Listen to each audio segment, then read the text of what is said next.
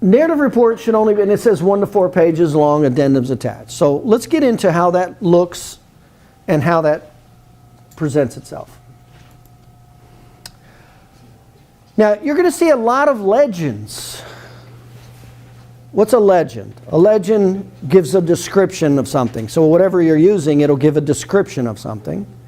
So, like, here's an example of a legend of common orthopedic tests. So that's an addendum.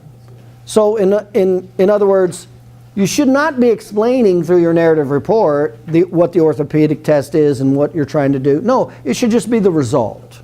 That's all that should be in the actual narrative. The addendum should be the explanation of that orthopedic test that you did. And so these are some common orthopedic tests that I've included. You can include yours, whatever yours are. What the description, as an example here, it says cervical compression test, interpretation, joint damage, facet block, facets, meniscoid entrapment, or ligament strain, or increased pressure on nerve roots. So that's the interpretation. Now, one thing don't put in there how the test is performed. Like I've seen some narrative report says, oh, you position the person this way and you do for No, you're not teaching that person how to be a doctor. They only care about the results. That's all they care about. You're doing the test and what's the results. You're not trying to teach them how to be a doctor. Okay? So this gives you an example. This would be an addendum of, and these are the common tests, by the way, for the cervical region.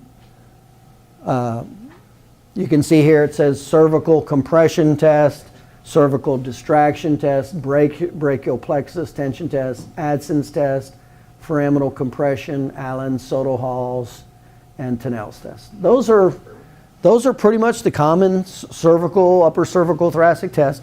I'll do something else if I see a sign or symptom that warrants it, but that's kind of the standard test of what we'll find in a typical common personal injury case.